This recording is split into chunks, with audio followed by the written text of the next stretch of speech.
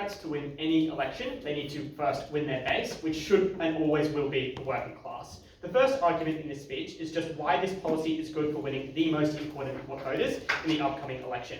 And the thesis of this argument is just that Trump won a bunch of the Rust Belt and a large portion of the working class votes. Our claim is simple. It's just that the Democrats, for the Democrats to win the election and the House, they need votes. They need these votes back, and this policy will help dramatically to achieve that. The first thing in this argument is just to explain why did Trump win these votes. The first thing we'd explain is just that there's a perception that the Democrats are becoming increasingly elitist, representing highly educated voters, voters who a lot of the working class don't ideologically believe represents them, or who they believe are not likely to represent their interest in Parliament.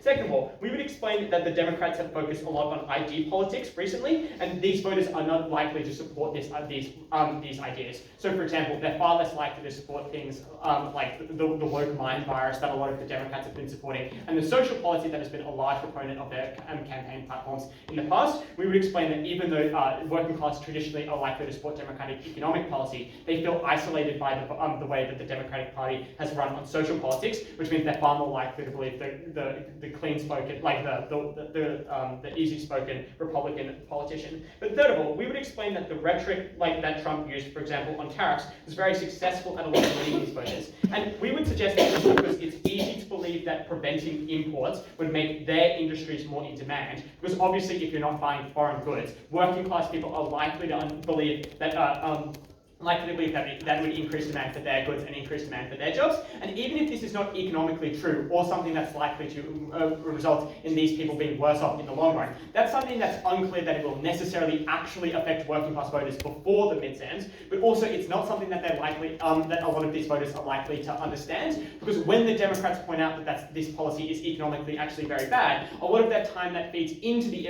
Republican rhetoric that the Democrats are elitist, that they're saying a bunch of things that you don't understand, all of which explains why working class voters are actually likely isolated by any campaigning which says that the Republicans are likely to be are likely to do economic policy that's bad for these voters. And note here, it is empirically true that the Democrats lost the black and Latino vote for men for the first time ever in this most upcoming election. We would suggest that the Democrats really need to focus on winning back these votes if they have any chance of winning in the House. The second thing I want to explain is why does this policy substantially help with winning this voter base back? The first thing that we'd explain is that unions help these workers get very tangible benefits like higher wages and better conditions. Obviously, which explains why people who like working class people who understand the value of unions are likely to be convinced to vote for the Democratic Party when they focus on empowering unions. But second of all, we would explain that unions are a very simple and easy to understand policy, which is compared to the oftentimes complicated economic policy that the Democrats have run on in recent elections. We would explain that unions are a very useful tool at messaging to the working class how the Democratic Party is focusing on that and how they're likely to benefit them in the upcoming economic landscape. Because obviously, if you can explain that the unions are likely to be stronger, that will explain to working class voters exactly why they're going to get more money in the upcoming electoral cycle. Third of all, we would just explain that it makes, for example, working class men feel valued and supported within the party, which is important as a lot of the time this demographic has felt abandoned and devalued by the social policy in the past because of the Democratic, because there's been an association with the Democratic Party with, for example, hating men and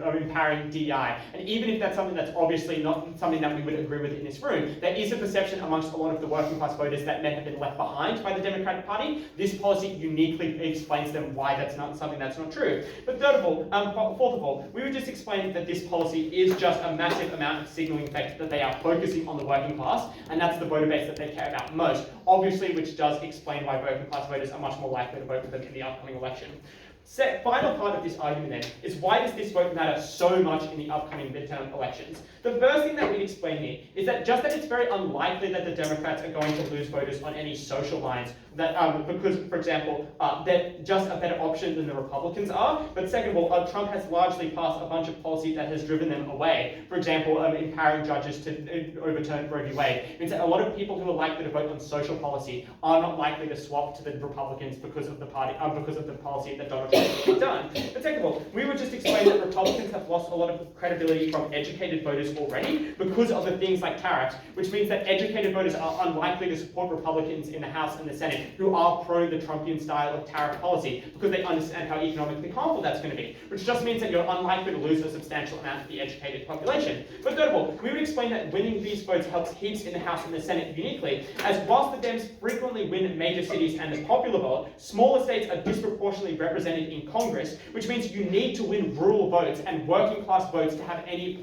chance of winning the House, which just explains why in the past, even when the Democrats have oftentimes won the presidency, because they have so much more influence in cities like California and New York, it's really hard for them to get a majority in the House and in the Senate because you need to win smaller states. We would explain that the way you win smaller states and have an influence in the House and the Senate is by winning the working class vote, which is just what we explained in this argument, something that we're much more likely to get on our side. The second argument in this speech then is just why this creates a strong democratic base moving into the future, which is important, non-contingent on whether or not they win the midterm elections, because it explains why if this policy is passed, they are likely to win a bunch of seats moving into the future, which is likely to strengthen their perspective moving into the next decade, as opposed to just the outcome of the upcoming election.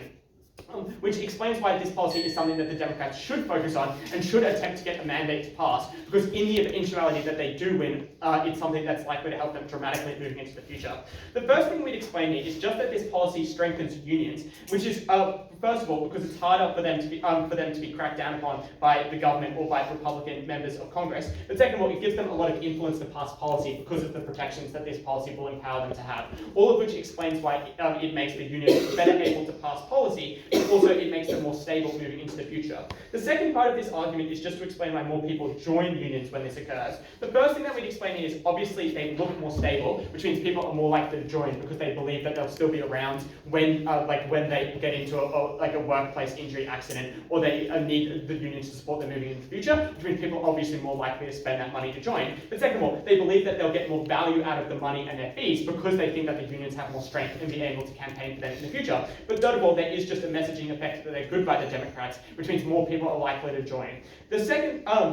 The third thing we'd explain in this argument is just that this policy is very sticky, because once you pass it, it's very hard to go back on pro-union policy, obviously because of the influence that unions have on the political landscape, because they're effectively very good at lobbying, because you have a large amount of voters who are tied to unions, all of which explains why it's really hard to turn back this policy. The final thing then to explain in this argument is just why it's incredibly good for the Democratic Party for unions to be strong. There are a couple of reasons why this is true. First of all, unions are likely to endorse the Democrats, which explains why you now confirm a lot of votes, because obviously if your union endorses the Democrats, you're much more likely to vote for the Democrats, which means you just win a much stronger voter base moving into the future. But second of all, we would explain that unions provide a social element which helps the Democrats substantially, because it means it's easier for you to get help with people, it's easier for people to feel like they're able to campaign for you, because they have a group of their friends from the unions who are already campaigning for you, which means you just get a much more social element to policy. But second of all, it also means that friends within the unions and in the workplace are likely to convince their other friends to vote for the Democrats, which means there's a messaging effect, which means more people vote for you. And even if this policy is passed, it makes them much more likely to win moving into the future,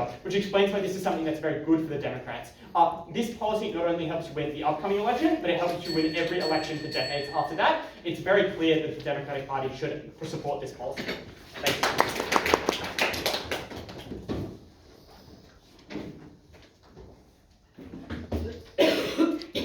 What do we support instead? Firstly, we support basically Congress taking away the power of setting tariffs unilaterally that they have delegated to the president. So Congress has invested in the fundamental power to set tariffs. Currently what has happened is that they have legally delegated those powers to the president. What the Democrats should focus on is taking away that legal delegation and basically getting rid of tariffs, more or less. Secondly, they can do things on messaging around fighting authoritarianism. So for example, opposing the Trump administration, going after people's free speech. But thirdly, reversing the isolation that the US has done to itself on the world stage, alienating its key allies like Canada. We're going to focus on the stuff about tariffs, but note that all of those things are in play. We don't necessarily have to commit ourselves to any one of these, but I'll talk about tariffs because they talk about tariffs.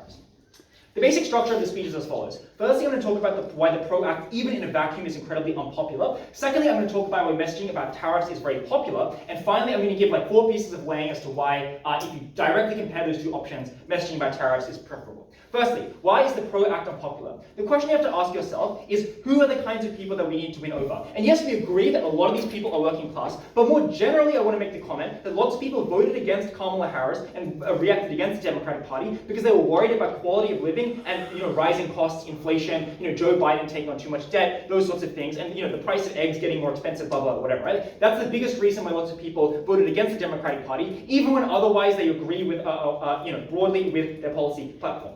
Why, for these specific people, is the Pro Act incredibly unpopular? 4 reasons. Firstly, pro-unionization is seen as incredibly inflationary because it puts an upward pressure on wages, which means that firms have to charge more for their product, right? If you're paying your workers more, you need to pay more for your people need to pay more for your product. But even if that's not necessarily true, that is the way that is likely to be messaged, and that causal link is extraordinarily clear and becomes emotionally salient to voters. When the Republicans come out and say, oh yeah, all these rabble-rousers are basically going to make it so that you have to pay far, far more for everyday goods, people buy into that because they already really care about cost of living. Secondly, is that the US has a uniquely anti-union culture. People perceive unions, and have perceived unions for decades and decades, as essentially chaotic rabble-rousers that are basically acting in their own selfish incentives and screwing over the rest of society, stopping the trains, stopping oil shipments, and basically just to try and stopping teaching to try and extract more money for themselves. And no, people have less of an emotional attachment to the idea of unions, not only because firstly, the vast majority of Americans work in the service sector and have never been part of a union, but secondly, because unions have not been powerful since the 80s or the 70s, and so most people just aren't even, they don't put that much emotional value or stock into the idea of being part of a union.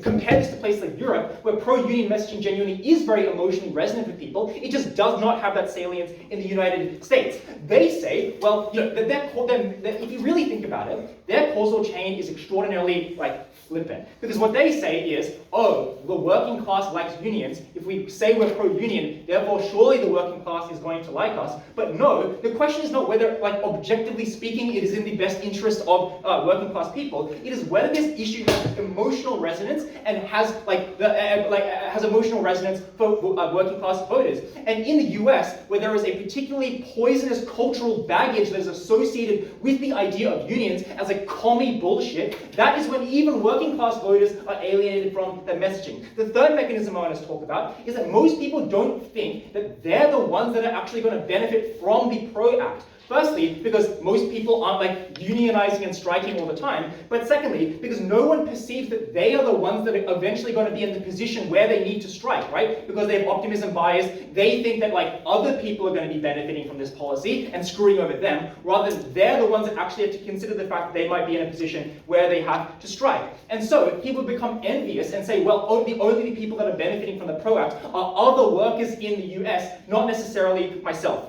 The fourth thing that I want to say, and they perceive this to be zero-sum, right? And other people benefiting harms them because it puts pressure on the cost of eggs and stuff, and so they are likely to not support the Pro Act. But fourthly, the Pro Act welcomes uniquely strong corporate lobbying because obviously, corporations don't want to pay more to their workers, and so you're likely to have millions and millions of extra dollars being poured into campaigns and news, buying up ad space, and those sorts of things to attack the Pro Act. I'm going to talk about why this isn't symmetrically true for tariffs and the other sorts of things that we want to talk about. Actually, I'll do it right now. It's because obviously corporations want to exist in a relatively stable and predictable business environment. Most corporations don't support Donald Trump's tariffs because it fucks over the supply chains and creates an unpredictable business environment, which is why they're more likely to actually be on board with the anti-tariff messaging. Second thing I want to talk about is why messaging on tariffs is popular. It's because tariffs and Donald Trump's tariffs harm the working class. It increases the cost of living on the vast majority of goods. It can basically be very easily messaged as a flat tax on the working class, and that is something that is incredibly emotionally resonant to those voters.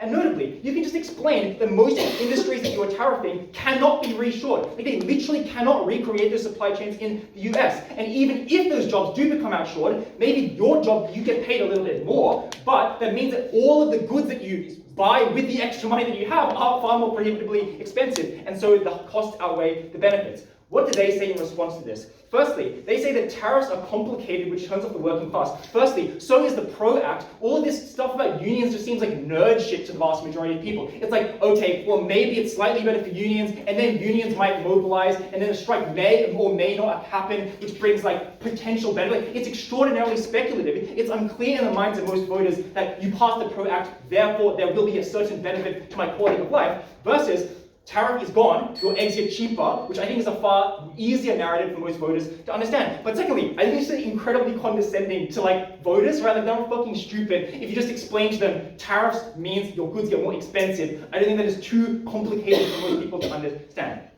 And also, this is why you message on it, right? Like that's the whole point of fucking messaging, and why like messaging is mutually exclusive, because you have to spend some time to explain shit to people. If you explain this shit to people, they will probably understand.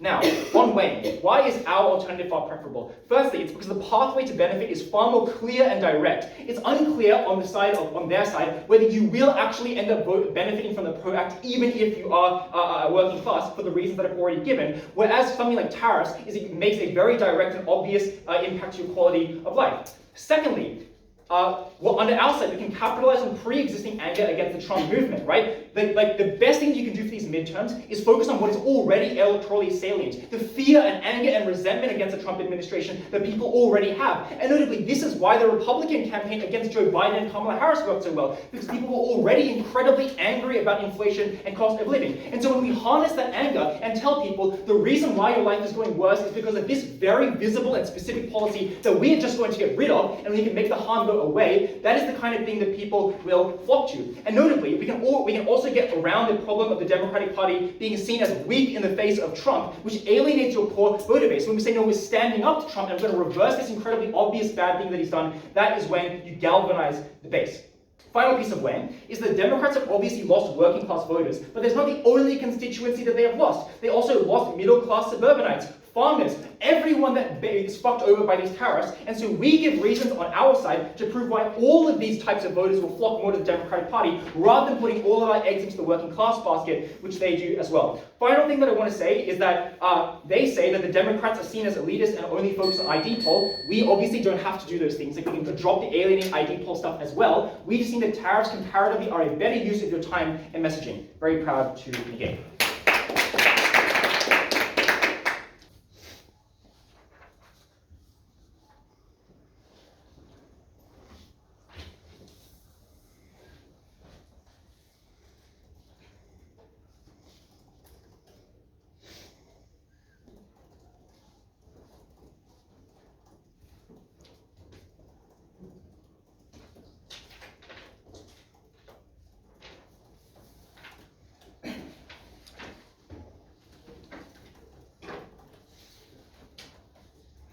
Two things in the speech. Firstly, on what other policies the Democrats can run, and secondly, on Pro and the Biden against.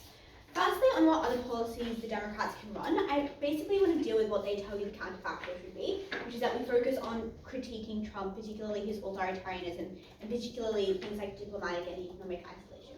So I want to deal with these individually, but before I do that, I just want to note that we can obviously do these too. It's about which policy you center. And I would explain that insofar as we identify that these people, working class people, are the center demographic that the Democrats want to target, obviously there are other policies that can also reach people, but this is something that the Democrats should emphasize because I think it appeals to the largest voter bloc, and because I think it is the most simple and easy to understand policy, which means I think it is likely to attract the most buy-in. So noting that we can still do this critique, why is it not good for us to center these critiques that they tell you about instead? Firstly, on authoritarianism. 3 reasons why that should not be the central focus. Firstly, I think some people do see this line of argument as quite dramatic. People often will be like, well, America is a democracy, Trump is not that authoritarian. People find it difficult to grasp the concept that the US is kind of autocratic or authoritarianism because it, I guess, requires them to interrogate, like how Trump got there. It's quite difficult for people to do and for people to reach that conclusion. Secondly, I would say that this probably just preaches to the choir, which is just to say that a lot of people who, I guess, would be convinced by the line that Trump is an authoritarian probably already believe that, so it's unclear what change or what shift they can make to the audience that they tell you about. But thirdly, I would just say that people are willing to have firm, leadership if it gets them tangible policy, which is the reason a lot of people were able to back Trump, because they did believe that perhaps he went against democracy sometimes, but they thought that they got some kind of economic benefits. Note the amount of people that got brainwashed into believing tariffs were good on their side. They tell you people aren't stupid, people can understand economic policy, but I would just point to the mass amount of buy-in Trump got for doing tariffs, which just indicates that the average person isn't that understanding of these policies, which means the more simple the policy is, the better, and the more likely they are to disengage with the idea of critiquing things like tariffs or critiquing things like authoritarianism. I think this is a much more direct and tangible policy which people can access. The next thing they tell you is, well, we can do things like criticize diplomatic and economic isolationism. Again, no, we can obviously do this too, but this was the central focus of the Democrats last time around, and they obviously failed, right? Like, obviously something needs to change. I think unions is a good opportunity for us to pivot. 3 responses to this. Firstly, I think tariffs are quite easy to get people to support. Because they kind of are just complex, people often disengage at the point at which economics goes global. People often care more about domestic policy, America first kind of rhetoric, which means I think tariffs are sometimes difficult for people to access. Secondly, I think people can just like distance themselves from tariffs. They don't understand the kind of calculus of how tariffs has a flow-on effect on themselves or their lives, which means that I don't think is particularly effective. Thirdly, I would just say that tariff policy is something that is new to Americans. It's something that kind of they first understood at Trump, which means that idea is conceived at Trump and the Democrats. It's difficult to change that, which just means I think the work that you need to do to convince people that tariffs and authoritarianism are bad is far greater, which means they have to do a lot more work to prove those things, which I don't think are necessary or a prerequisite to the Democrats being successful. But I would say just telling people that their general lives are better, their quality of life, their working life, things like their access to goods and services and their wages are far more direct, are far more easy for people to engage with, which is why I think the comparative is better on our side. I then want to deal with their responses as to why unions are bad and explain why I think this policy is likely to be seen in a good and positive way. They tell you that unions are seen as disfavourable and that pros will have backlash for a few reasons. The first is they tell you it's perceived as an inflationary policy. I would have 2 responses to this. Firstly, I think people are unlikely to perceive it in this way because people don't necessarily understand that flow-on, which is just to say that there are quite a few steps to increase union strength leading to inflation, which is obviously like the union grows, like wage increase, like inflation. I don't think people are likely to have that immediate calculus within their mind. But secondly, I would just say that people can understand benefits of unions that are apart necessarily from rising wages. For instance, things like more solidarity between workers, things like, I don't know, better quality of like working, which I guess maybe are not necessarily financial or economic, which is just to say that I don't think people are necessarily going to connect the dots and think this is an inflationary policy. But I think people also just prioritize the impact on their own life over the speculative impact of inflation, which is just to say that at the point at which America has like really terrible minimum wages, point at which people feel underpaid and exploited in their careers, I think it's likely that feeling as though you can get union access and that you can, have like better quality of work and better quality of life is something that is more immediate to people. The next thing they then tell you is people do not believe they will benefit from unions. They believe other people will benefit, and that kind of decreases their sum of benefits. 2 responses. Firstly, I would just say that the empirical reality of a lot of working class Americans suggests the opposite, which is just to say that a lot of them do feel undervalued, a lot of them do have to suffer from a terribly low minimum wage, not having enough money to do things like put food on the table, which obviously means that I think being able to have more solidarity within your work, being able to advocate for things like better rights and better pay, are things that are immediate to you and things that you're likely to care about. But I would say that secondly, I think apart from believing that you will get gains, there are just other things that people benefit and prioritize. So for instance, I think workers in America have a huge sense of just grievances in general, and unions are often able to repair that. So for instance, they often feel that there is an asymmetry between kind of them and the businesses, the corporate world, and the elites, which means I think they see unions as kind of a almost symbolic path to reckoning with that. That is something that is likely to appeal to people and something that is likely to be successful. The next reason they tell you is unions are seen as kind of nerdy and hard to understand.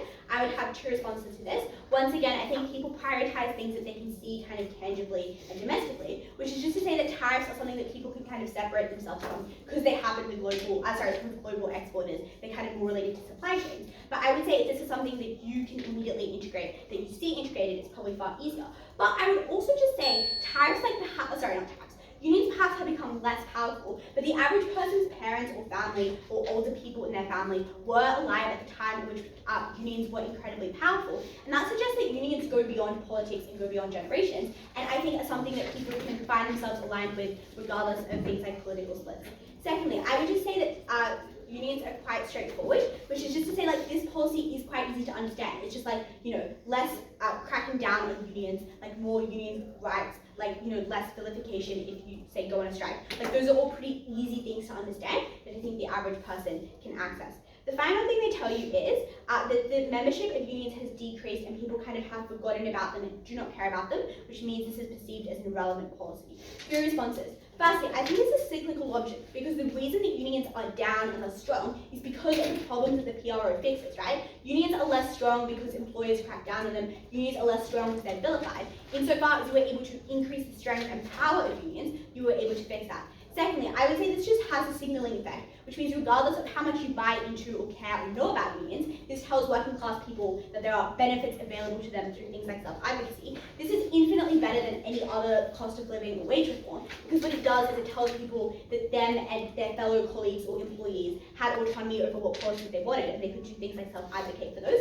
I think that was likely to send a very strong message. But thirdly, I think the demise of unions is something that people feel upset about, which means at the point which you were able to restore unions and give them more strength, you were able to invert that. So firstly, I would say like people are quite alienated from the fragmentation of working class people. They feel like a divide between generational family ties, insofar as like unions were much more powerful in previous generations. But I would say a lot of people also just have a disillusionment with things like unemployment, things like cost of living prices, which they often blame on things like the rise of elitism or intellectualism. Not on their side, when you try and push a kind of abstract argument of like Trump is authoritarianism, some kind of like more ideological push, things that are far harder to understand, people disengage. When you tell working class people, the majority of Americans and the majority of Americans whose votes are fluid and you can capture in this world, when you tell them you will increase their rights as workers, I think that is a far more direct benefit you can promise them. That's my reason. I think that speaker for that.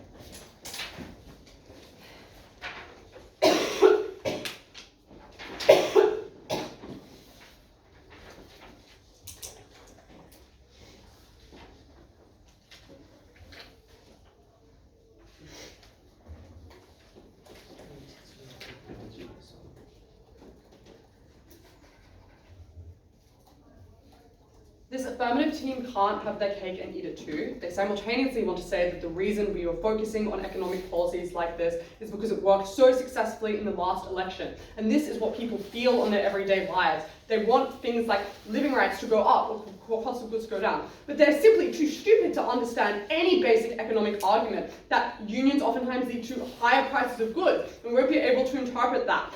I would say that even if there are reasons as to narratives you can construct about why unions can be good, what do you think is more likely for the average person that Trump was able to win over, who's just someone who's largely disengaged from politics and just feels the price of goods go up to feel? To remember a time before Trump, especially in 2 years when the harm of tariffs is going to get worse and it is already being felt, where they had more money tangibly in their pocket, or think about and conceptualize an experience that they've never been part of before. Because as Aidan tells you, union rates in America are extremely low. We would suggest to you that obviously our policy, where people are actually able to remember a time that was better, as Trump was so successfully able to capitalize on, is the one that people are able to emotionally connect with. The first thing I'm going to do is defend our counterfactual. And I just want to explain under this firstly why there is necessarily a trade-off. Anhaar just says we can do this too, but I think we give you unresponded reasons why this is not true. Firstly, it's very confusing when you misdirect your message and don't focus on like 1 to 2 key policies, and empirically has been a large harm of parties that have been losing, such as Kamala Harris, such as the Liberal Party in Australia. So I do think there is a necessary trade-off in a lot of this stuff. The second thing I want to explain then is just do some rebuttal on why I just don't think tariffs are being harmful is something that is hard for people to understand. Like, even if you believe the reason they give, which is like people don't understand the arguments as to why tariffs are bad, they certainly feel it and understand that this is what is happening to them. Like, they literally admit that tariffs are bad and prices of goods are going up in places like America. That's all that people need to understand to be able to vote for it. But secondly, I just don't think the arguments are that hard to understand. It's like, shit, we've nuked our relationship with one of our closest trade allies, like Canada, or other people that care about us, and like, because we can't get the cheapest goods, now you have to pay more. Like, I think voters are not entirely stupid. I think it's very easy to be able to defend this. Even the extraneous stuff like things like caring about authoritarianism, and why people don't care about it. Like, maybe before Trump did a lot of new actions, people cared a lot less about it. But Trump has been threatening judges. Trump has been going after private institutions in ways which are new and scary. Trump has been suggesting that he will go to war with Iran, and people find emotionally quite terrifying and things that are quite pertinent to people. I do think these are things people care about, but even then we can win on economic policies alone. The next thing I'm going to explain then is I'm just going to rebut that even if you think that the PRO Act is something that would be useful to do for the Democrats in future, as Ollie suggests, we can concede this, but obviously we can pass the PRO Act in the future as well if we want to. Like, the debate is about what will win the midterm elections, and I think that's the most important thing today. Secondly then, on unions and whether or not people like them. The first thing that second affirmative says is that people don't understand that unions lead to a rise in inflation, so this is not persuasive to people. As I already explained, I don't think this is unresponsive to, I think it touches into a lot of pre-existing fears people have about unions already. That these people are, that when, workers push for higher wages in certain industries, it leads to a higher price of cost of goods, which people will directly feel. And I don't think that argument is hard to understand. I also can point to empirical examples where it has been easy to understand. For example, Ronald Reagan winning 2 elections in the United States in the past. Like, there's a reason why there is such low rates of union retention or people joining in the United States, because these arguments have been made before and are very effective. So I don't think this is a particularly persuasive response. But thirdly, like, even if you think, like, the next response here is say inflation is a speculative impact, but I think it's connected to the impact that is everyone agrees is the most persuasive in the debate, and also the thing that cost the Democrats the election, which is price of goods raising. But I think that's the thing people most directly feel. Comparatively, we are able to explain as the Democrats, we are going to remove the tariffs and rebuild a lot of the relationships that made trade easier or low cost of goods, and I'd be able to fight this. So I think that is something that people actually remember emotionally, because I think the thing to understand, the reason people vote for things is because, like, they remember a time when things are good, or that's what they remember and can link their past to. You're asking people to do much more steps by being like, maybe I'll feel encouraged to join a union, and maybe then they'll fight against like a corporation, and maybe they'll win, and then maybe that will lead to trickle down effects for everyone else. That's like 3 steps. The thing we're doing is we're just going to get into office and remove the tariffs that are currently dicking over your life. The second thing they then say is you're going to be able to do things like point to like when your parents were alive, or historical imagery around unions. But I don't think this is responsive to what we explained to you at Aidan, that the United States is uniquely anti-union culture, where unions were never a thing that they can point to. So I don't think that explains it. The next thing I'm going to do then is explain why I think workers and the constituents that they explain that you need to win over particularly dislike unions. But firstly, even if you think that workers are an important constituent to win over, I think this negatively polarizes other important constituents in the United States in a way that really harms the Democrats. For example, of corporate backing. This is the thing which scares them and threatens them the most in a lot of ways. And these super PACs are incredibly important towards winning things like midterms, because when you piss them off, they will fund huge amounts of money into trying to overturn like your candidate in a seat, which they're able to effectively do a lot of times because of the amount of money they have. But secondly, workers, a lot of the groups they say you need to win over that have been lost in the elections, things like minority groups, are historically the groups that dislike unions the most, and that's because there's huge race issues in a lot of unions, because you oftentimes have to sacrifice the interest of a minority to be able to push for a majority issue, which has led to a very historically low engagement, for example, with Black Americans in unions. So it's unclear how persuasive this is to them. Thirdly then, on whether workers like unions at all, I think firstly, a lot of the workers which they point to are much less politically engaged than this affirmative team suggests. Like, a lot of these people are the people that have the least time to engage in politics, the least time to pay upfront money for unions, or put themselves legally on the line because unions oftentimes engage in things which do put people at legal risk. So I don't think these people have the pre-existing attachment to unions that they suggest. I actually think they perceive them as very scary and things that put them at risk. The things they can more tangibly, comparatively, that we suggest are things like cost of goods, or being able to feel safe in their own country and not like caring about authoritarianism. But secondly, I think even if people think that unions for them are good, overall I think people will perceive it as very bad, because people see one union as succeeding and not often leading to their own benefit. Like, people see their wage costs, like, the government deciding to pay this sector of workers more, as coming at the direct cost to their wages going up. Or if one union succeeds, it means that corporations overall have to raise their prices are in backlash against this, which means that people have to pay higher fees everywhere. I don't think it's true that workers successfully like it. But thirdly, I just think it's very unclear, like, why our policies are anti-worker. Like, they attach the same set of interests. Like, the only response they have to this is, like, it's difficult for them to understand. Like, they need to be able to prove why it is more easy to understand maybe the union's going to get you a success in future versus price of goods is bad, the policies that Trump is doing is bad. You can see it on your grocery shelf right now that it is bad. We're going to fix things and be able to go into the future. So proud to negate. I thank the speaker for the fine speech.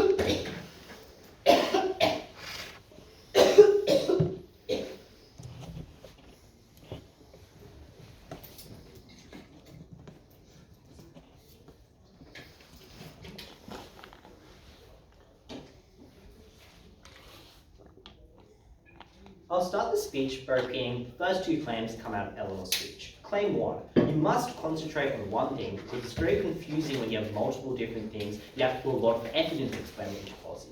Claim 2, tariffs are so obviously bad, everyone knows they're bad, they harm people, it's obvious they're causing inflation. Obviously tariffs were not something that was mutually exclusive in this way. The Democrats have already done a lot of effort in going against tariffs. It's very clear that they don't support them. Obviously that's not a trade-off there. Two questions then. Firstly on tariffs, secondly on how people perceive this policy. Firstly on tariffs.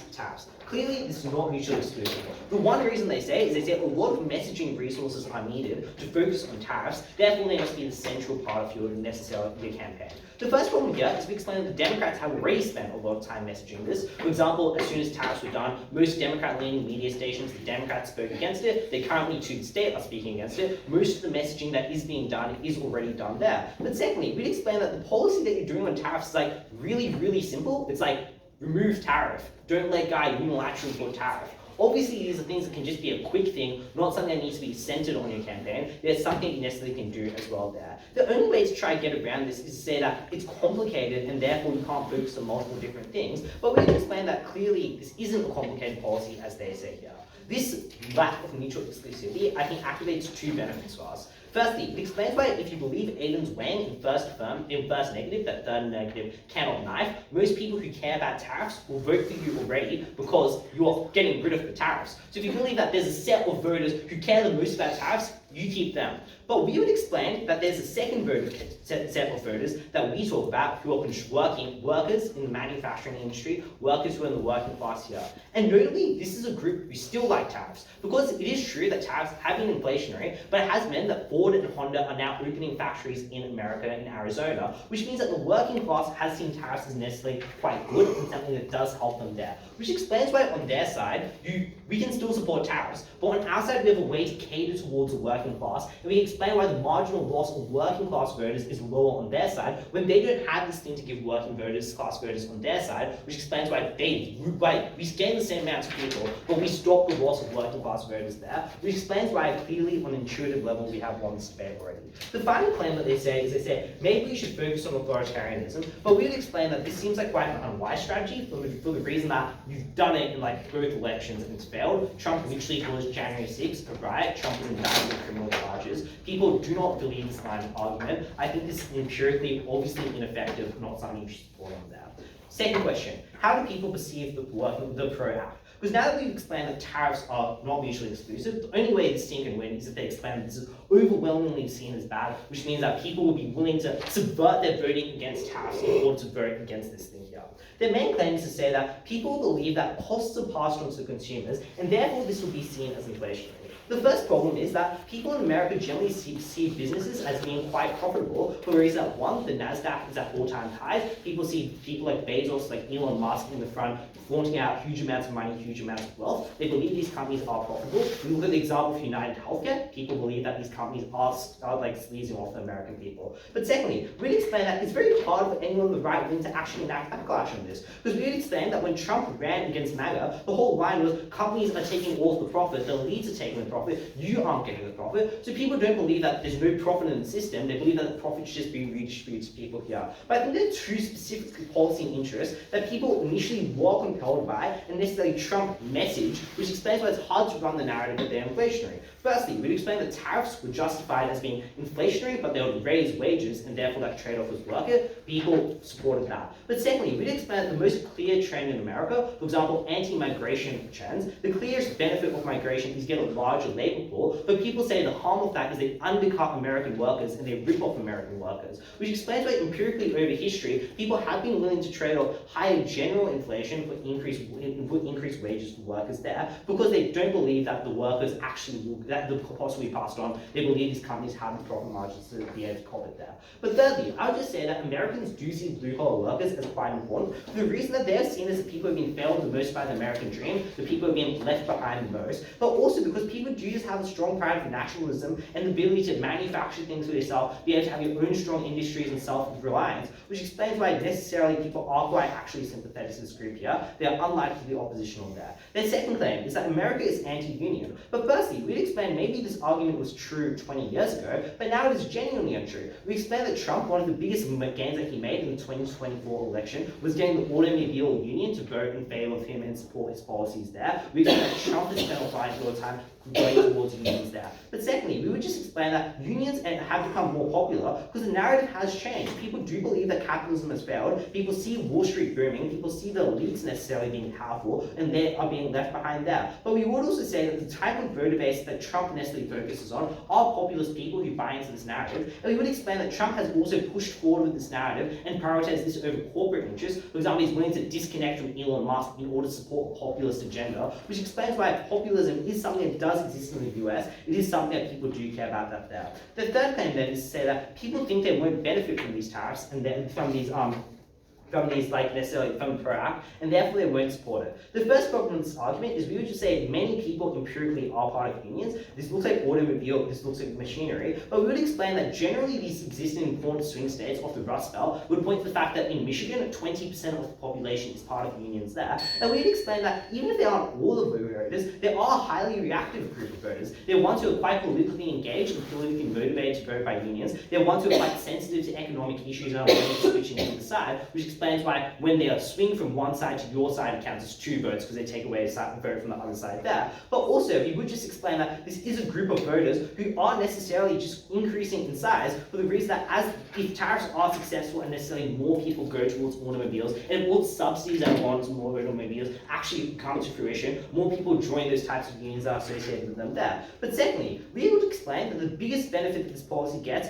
is just simply a signaling benefit. That's to say, people do believe that Americans, or the Democrats, are bought up by people such as George Soros and people who are part of Wall Street and part of elites. People point to the fact that Biden was a career politician, that Nancy Pelosi has huge amounts of shareholdings, which explains why this is an important circuit break in the American people's mind to see you as being pro-union and pro the working class there, which explains why the biggest effect that probably happens is more a messaging effect and a discursive effect there. Their final claims are to say that maybe corporate backing won't back you anymore, but we'd explain that if you believe they're so anti-tariff and anti-global instability, as First Negative says, they probably still vote for you because that is their highest order interest. But secondly, we would just explain that, again, the final claim is that Eleanor, which is to say that maybe minorities won't vote for you because minorities don't like unions, but we'd explain that this is actually like incredibly untrue. If you look at Obama, the voters that he won were Black Americans and Latino Americans, and they were working class and in unions. That's why Obama went through so many union showings. And the reason why is generally these were the most disprivileged workers, which explains why they needed the right to collectivize and right to have collective action in order to actually be strong. These were the people who are very, very pro-union. Like if you look at Obama to Trump, the people who shifted were the unions. They were Black and Latino voters there.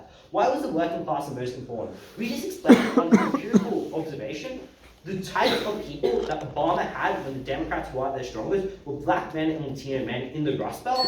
States like Michigan, states like Arizona, states like Wisconsin. Those were the ones who shifted towards Trump, was people do think the government has failed them. People do think they're being left behind. That is why people will vote for you. You should clearly do this policy.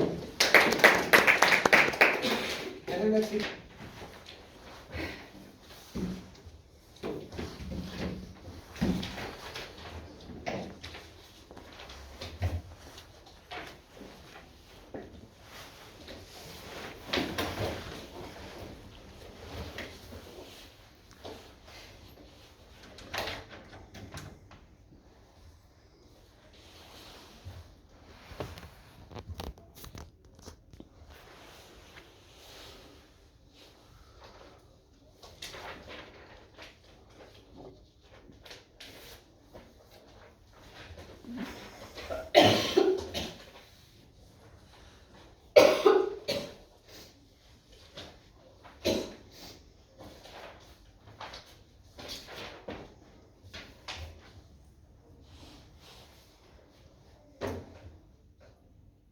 90% of American workers are not in a union.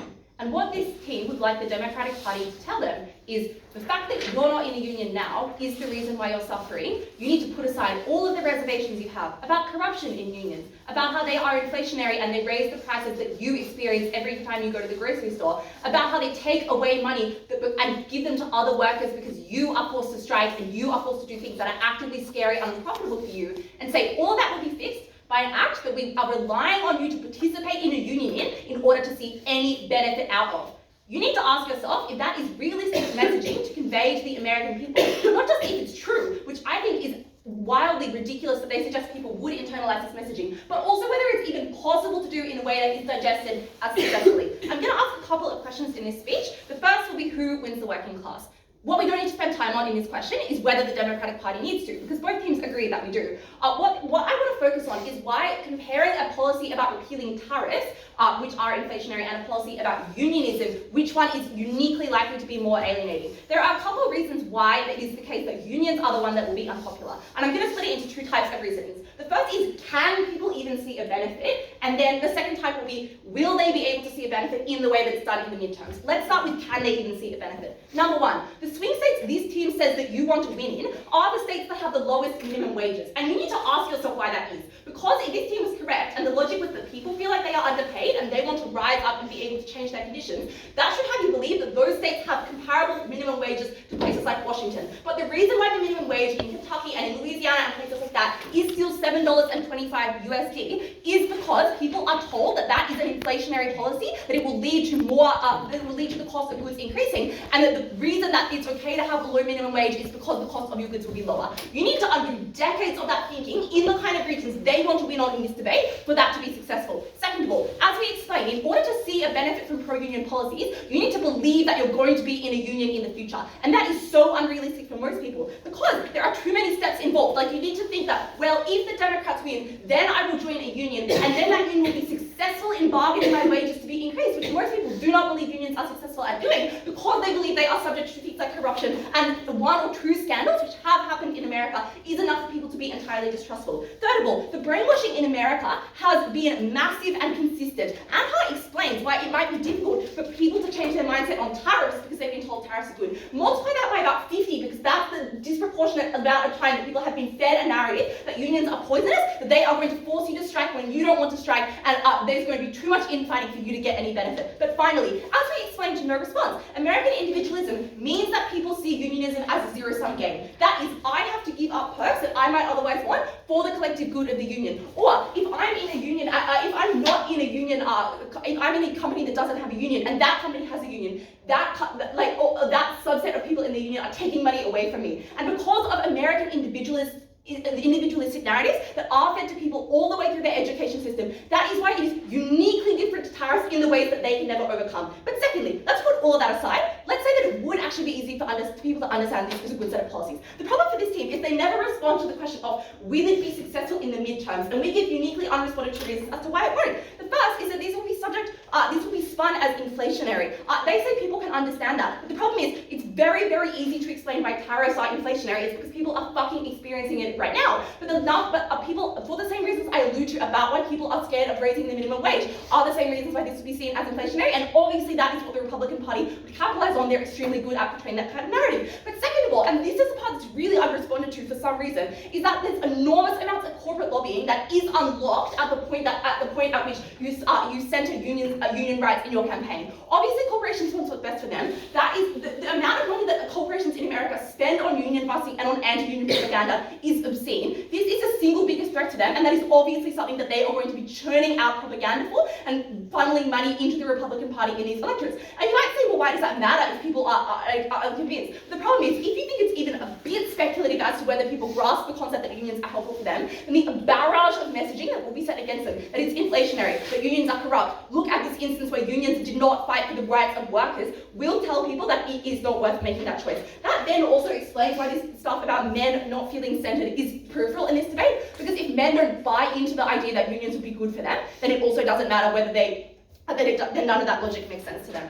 They say people feel camaraderie with their co-workers and unions and stand up to the elite. And yes, it's true that Americans have a distaste for the elite at the moment, but that is distinct from having a distaste for business, which is what this policy uniquely focuses on. I guess that quote that's like Americans don't see themselves as they see themselves as temporarily embarrassed millionaires. I think that is really true in the sense that people like like business-friendly policies. As Shahil suggests, this is an anti-business policy. That is why it will be unpopular. What I want to explain now then is get rid of this, is kind of deal with the challenges to our pushback. But the first note I want to make is that Shahil says, well, we can do other stuff too, so you need to believe that this pro-act would be poison to the Democratic Party. We've just proven why it is literally poison, why it was possible for Ronald Reagan to win on policies that was so empirically bad for the American people because he co-opted narratives of anti-unionism. I'll deal now with their claims. Shahil says, well, tariffs are a one-liner. We'll do that too. It's already unpopular. Let me read to you some claims that Anhaar makes in their speech. Tariff messaging is too difficult to understand. People like tariffs because they are American first. This team needs to pick a side, and they haven't. They've given contradictory messaging about whether they think it is difficult or easy to do. But forget all of that. We explain why you need to make tariffs and a fight against authoritarianism your core benefit, or else risk alienating important people that you need in the party. And that's for 3 reasons. First of all, the biggest critique of the Democratic Party right now is that they're super out of touch and they're not talking about issues that actually affect people. That is the same criticism that the Affirmative team acknowledges when they point out that there is elitism, the criticism of elitism is leveled at the Democratic Party. But how this reads is, holy shit, tariffs are making everything in my life so expensive. Trump is eroding the free press and university freedom. But the Democratic Party is talking about unions, something that 90% of American people do not even participate in. That is why the Democratic Party seems elitist and out of touch, because they're not dealing with issues that people are actually concerned about now.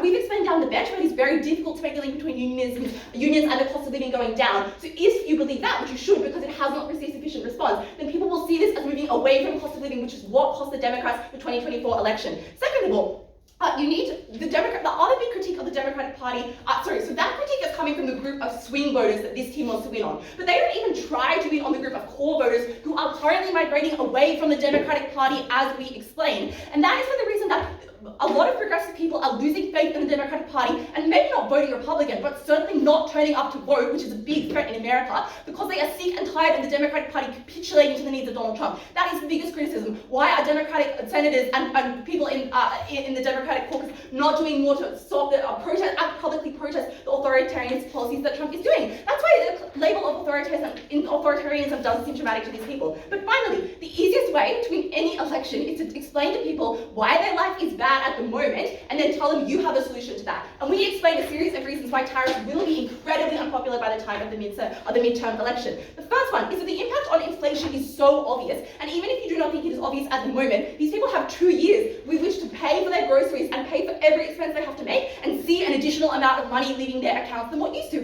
It's also the fact that a lot of businesses are really upfront and transparent about the fact that tariffs are costing them additional money. But second of all, people will obviously see that this is not bringing jobs back into the American economy, and the time lag it takes for people to actually build factories in America, even if they were going to, is beyond the scope of the 2026 midterms. You need to tell people that this is what's shit about their lives. Unionism will not do that.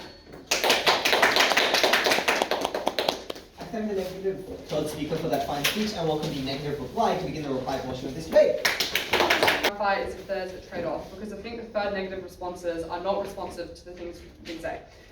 Third negative says you can't do multiple because it's too hard for people to understand.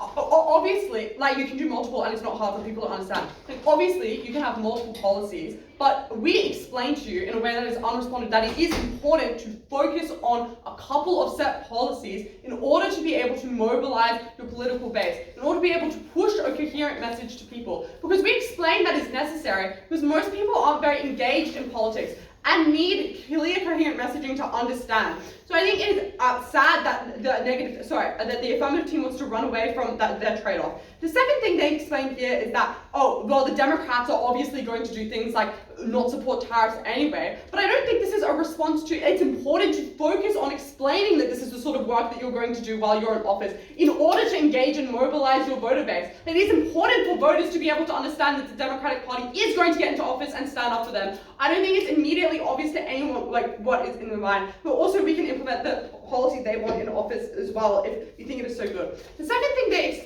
I'm going to explain then is whether or not people can actually see a benefit to unions.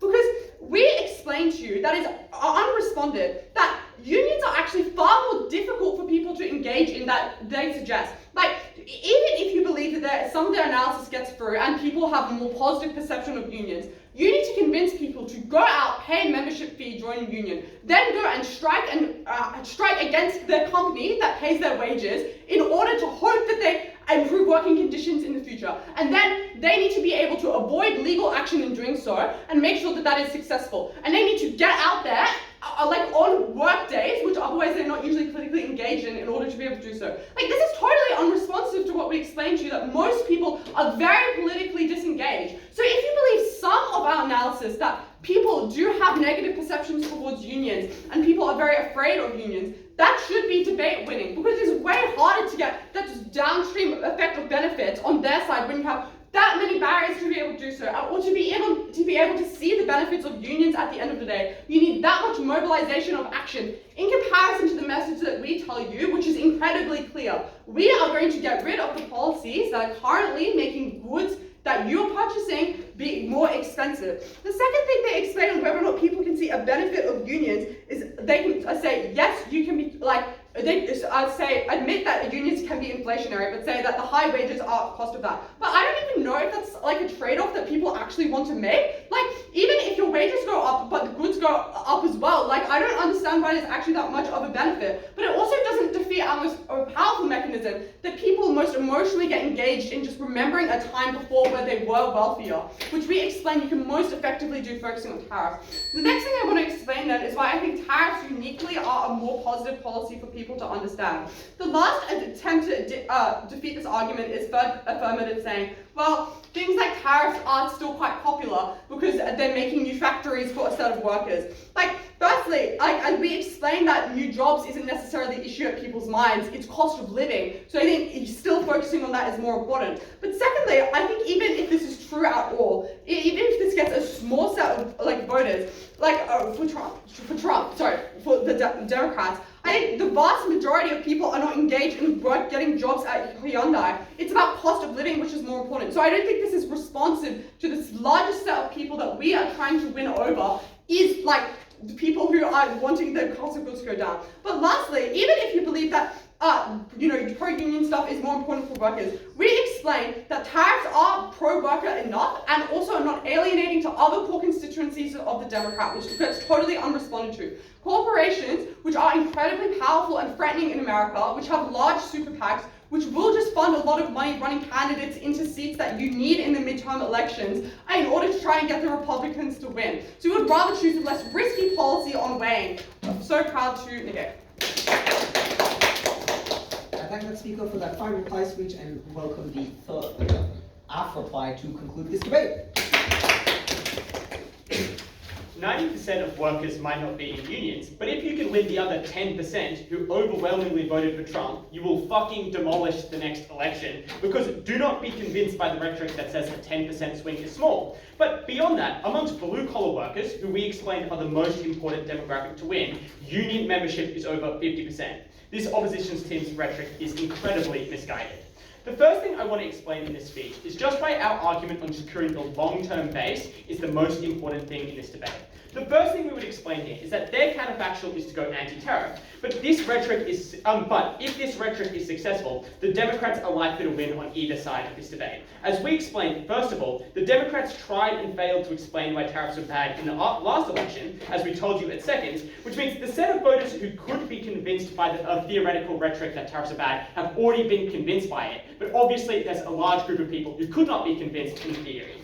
But secondly, this mech, therefore, only activates if tariffs actually ruins the quality of life for the working class of the people in lower income brackets. And in the circumstance where there is actual practical problems to tariffs on the quality of lives, the Democrats are in an incredibly good spot to win the upcoming electoral cycle on either side of this debate. Which explains because they can tangibly see the effects of the Republican Party's policy on ruining their life. Which means, therefore, you should care way more about the long-term success of the movement as opposed to winning, as opposed to winning this upcoming election, because their method of winning the election only works if you're winning by 30,000, like by millions and millions of votes. Therefore, we would explain winning future elections is a much more important benefit in this debate. But second of all, they never actually explained why there is a trade-off. Their only make is to say it's confusing to do multiple things at the same time. But if you listen to Aidan's setup, he explains 3 policies which they're going to do as their central line of argumentation. If we can only do 3, we'll put anti-tariffs number 2 on our list behind this one, which explains why their arguments cannot exist given their own setup. But obviously, this is not a policy which directly contradicts being pro-union. One is foreign policy and one is not. We can explain how we're helping the working class by doing this, as well as not fucking everyone over by doing something else. It's deeply unclear in this debate why we can't do both, which should explain why their only real argument is not one you should credit in this debate, because they never actually explained why there's a trade-off.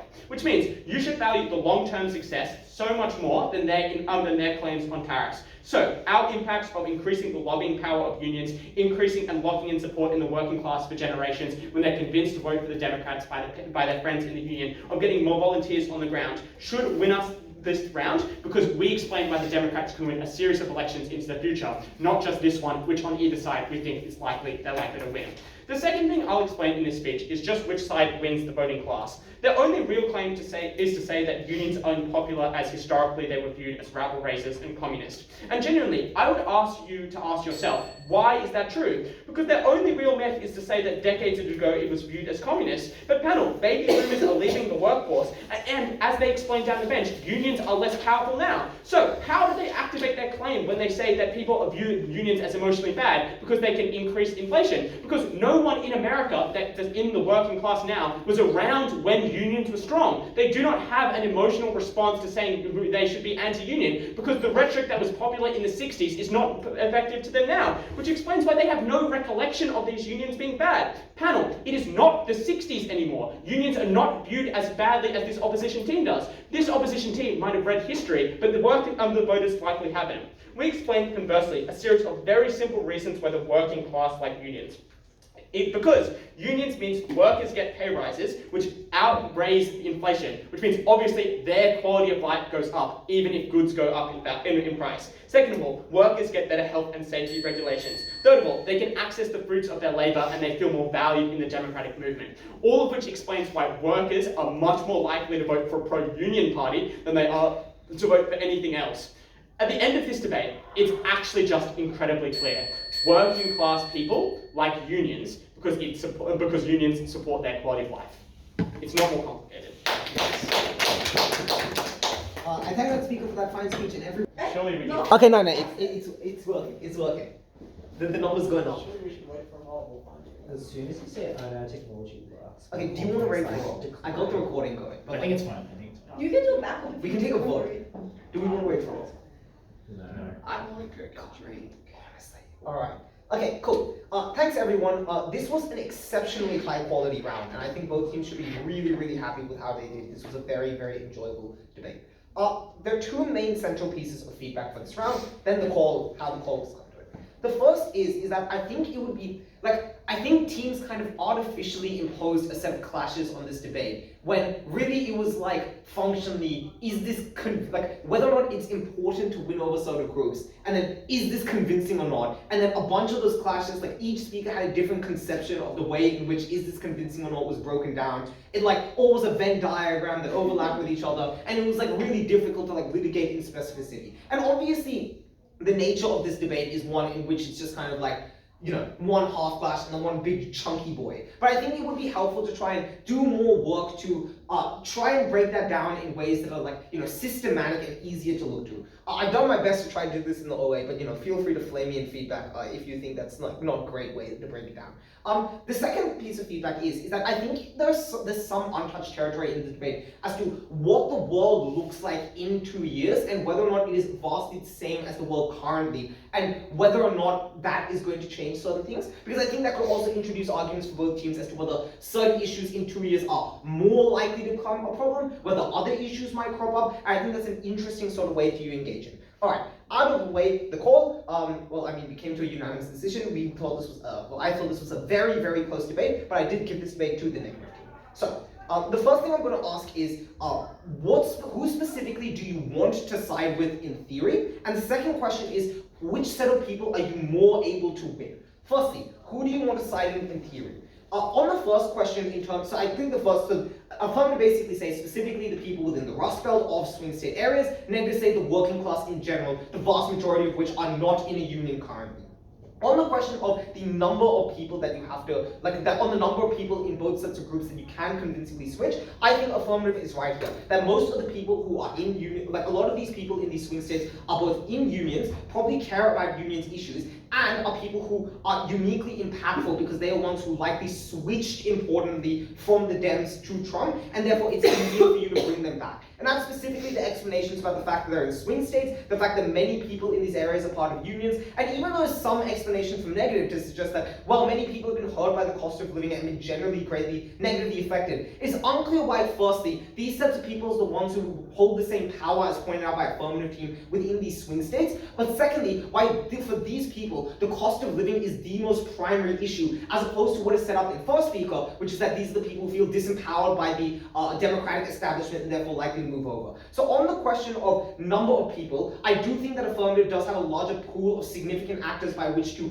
get in essentially and to convince. The second question then is, how important is it to make tariffs central to your overall case in comparison to other things? Essentially, so I think the first thing to clarify on this is that while both teams give reasons as to why maybe you could do two things or something, given that they kind of brought up at first and then dropped later on, I didn't really hugely bring into the question of the authoritarianism and the other thing brought up by negative team. I think it was a question of whether affirmative could claim unions and tariffs to a less extent, or whether negative could, or whether they could only claim unions and not tariffs to the same extent that negative does. Essentially on this question, I do think that negative is able to explain why is it that it is more important that tariffs have to exist centrally and you cannot just include them as a separate side issue, and you do need to spend time on it. The reason being is that they point out this is something that people very deeply care about in the recent years because the Democrats have been making, in the recent months, because Democrats have been making a fuss about it. And given that this is an issue that Democrats themselves have set up as significant, it is likely that people see this as a central issue, and if the Democrats ditch this, then the issue of the Democrats being out of touch is likely that it's going to manifest to these people. So essentially, I do accept that affirmative says that you have done a lot of work previously. I guess my conception, if you deprioritize it, is that you do keep, maybe you keep doing this work, but then you don't bring it up as much and you just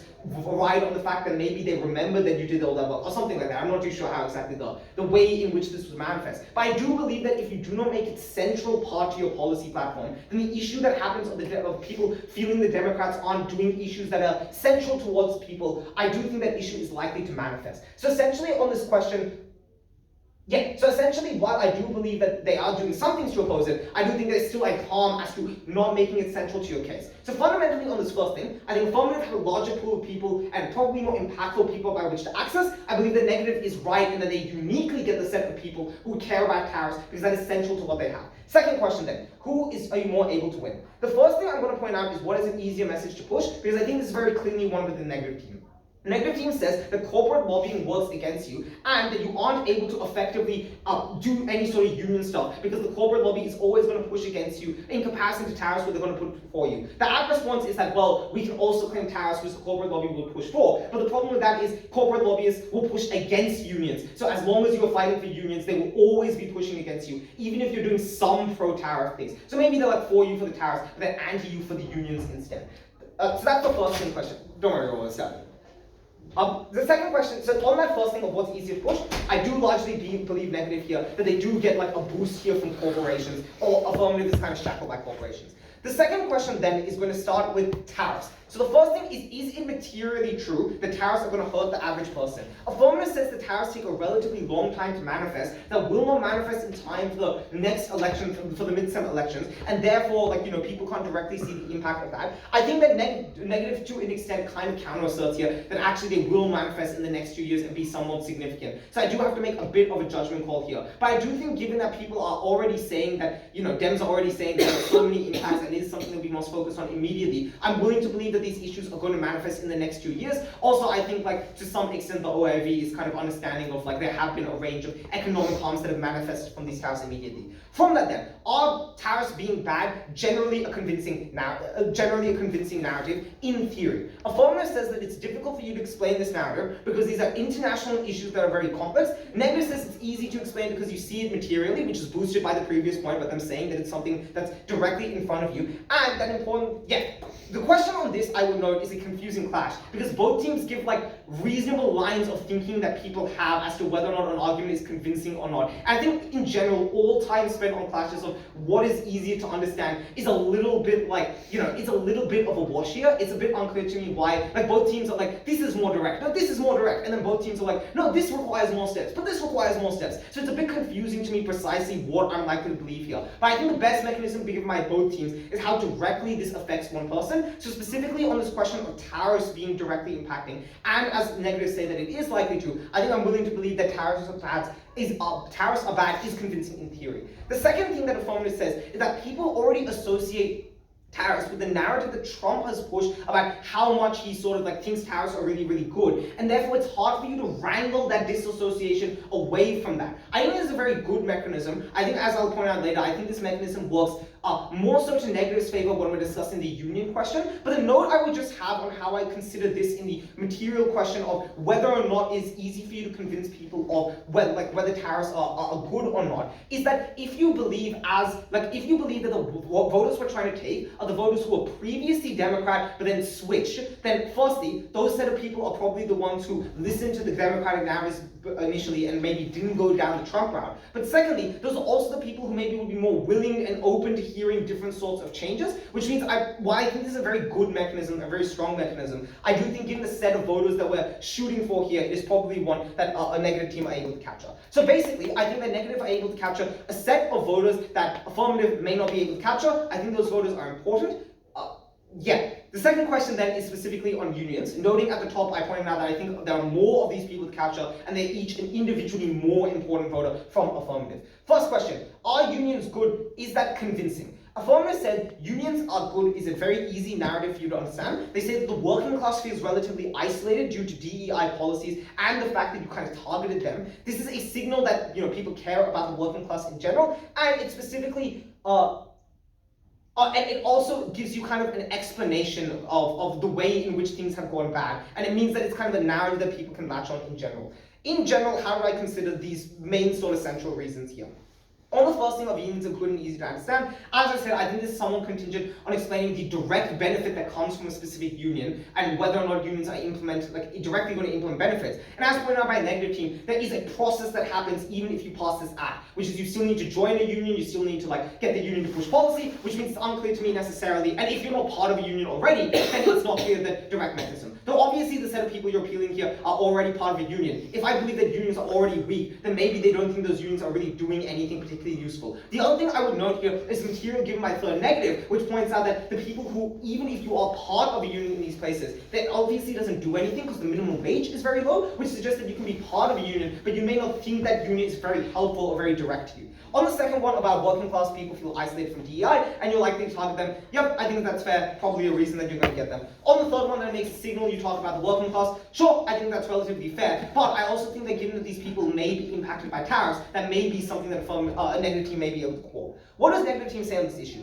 The first question is whether or not it's inflationary or not, to which I have the question is, do people see it as inflationary? And I think there's some really good material from third affirmative, which is saying that most people see businesses as relatively profitable, and therefore there are no net impacts towards these people on net. So I think specifically on this, I don't think that people see it as inflationary, both because maybe the link is confusing, but also I think because people do just, one, people believe that businesses can cop it, but two, they don't believe that you or trade off inflation with benefiting the blue collar of American workers. Second question, the second response is that people see it as zero sum and they're not benefiting from themselves. That obviously targets the set of, means that, negative win more of the people who aren't part of the unions, but also it explains that maybe people who are in unions have to fight against other unions in order to win. I think there's some responses from affirmative. I don't think they're necessarily sufficient to beat this out. The third is that historically people don't like unions because it's seen as kind of commie, weird stuff, and you've just been kind of anti-union in general. Affirmative says that historically they were strong and you want to reach in a position in which it was good previously, but I think that negative frames it in the way that people just never saw unions as particularly good, or to the extent that people, are part of unions, they don't agree with the philosophy of a union in general, vote and therefore are unlikely to specifically enter into that. But also I think much of this clash is dependent on to what extent I think unions were previously seen badly, so it's unclear to me how much I credit this on there. Fourth thing is that there are more steps for you to believe, like I said, a bit unclear as to what the thinking steps are on this. And lastly, most people don't work in areas that require unions. I think it's merely to explain that you're not, that negative team can't, affirmative team can't claim the set of people the negative team are talking about uniquely.